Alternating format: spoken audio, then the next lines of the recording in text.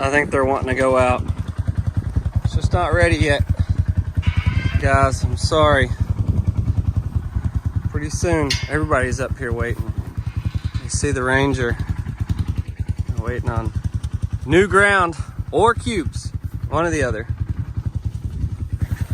Anytime I open the gate and they're up here, well, first of all, they've been following me a whole bunch here lately because anytime they see the Green Ranger, they come running. They come running because they know they get cubes. They come running because I go through this gate and they're ready for new ground. We're working on it. I promise you we're getting there, guys. Just give me just a little bit. We'll get there, okay? We'll get you on some new ground. So they're ready to get out the gate. And this is pretty much how easy it is to move bison. When you want them to go from pasture to pasture, you can train them. And I know a lot of other bison producers do this. You can train them and they know how the rotation goes. And hopefully it'll be like this whenever we do get this next pasture open. So that'll be awesome. But continuing Project 189.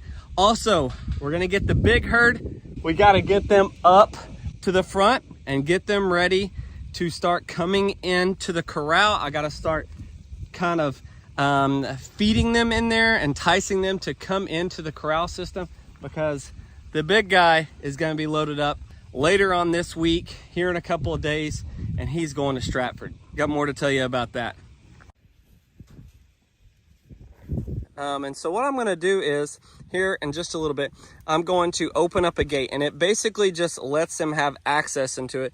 And the red barn is up there, so I'm going to open up a gate over here. I'll show you that, but they'll be able to go in there because they're so curious. Bison are so curious and want to know everything's going on. They'll be able to go in there, check things out, and what I'm going to start doing is enticing them with cubes, and then I got to catch them in the corral. And I'll do that probably on the day of. I'll catch him in the corral, and then I've got to single him out and load him, which is not the easiest thing to do if you guys have ever if you've known Big Joe. But for now, I got to get them at least coming up there and getting in the corral and hanging out in that open area where near Marissa's flowers are. So what we're going to do with the big guy is he's going to Doc Parsons. If you missed my last video, I announced that. I talked to Gerald Parsons, my guy up at Stratford Animal Hospital, a bison guy. I talked to him about Big Joe and our issues, and we only had 3 babies this year, and you know, what are the chances of this and that? And so he said, well, we can check his semen. So we're going to load him up, and I'm going to take him to Stratford. It's only like 35-40 minutes away. And we're gonna run him through Doc's awesome handling system, squeeze chute, everything. Good thing is Doc said we'll find out in about 20 minutes or so his situation. Maybe his sperm count is low. Maybe we just ran into some hiccups last year with the weather, drought, putting him in with new females. I don't know, could be lots of different things, but hopefully he is fertile. That is the number one thing that we want with the big fella here. Since I'm up here, a lot of people have been asking about Haas. If Big Joe is infertile for these 4 cows, and I've only got 4 cows that are breedable in this pasture at the Ponderosa. At the entire Ponderosa, there's only 4. Actually, there's 5 now. Let me correct that. I do have one that is now 2 years old and able to breed. So we have 5, and I just realized that because she's one of my young ones, but she's right over here. She is 2 now, and so she's able to breed this summer. Haas is not old enough to breed.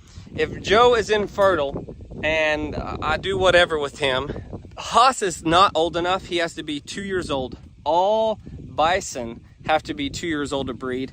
I'm not saying it can't happen with younger mature females before they turn 2, but you don't really want that to happen because you could have calving problems. But Haas is just too young. And then there's the other option is we have Dunbar. We've talked about bringing Dunbar over here. But, you know, I don't want to jump to conclusions or anything. We'll just see what's going on with Big Joe. We will make our decisions from there. And, of course, we will let you know on that what happens with Big Joe. I'm really excited to take you guys with me over to Doc Parsons' place. I've been there a couple of times, but he's got a lot of bison, a lot of good bison. My first 5 started from his. which includes Dunbar, Eleanor, Belle Star, and Peaches. I lost one in my first year. Her name was Lucy. But other than that, I'm excited to take you guys with me on this and see the big guy being worked, and we'll go from there and see what our results are, and we'll make our decisions after that.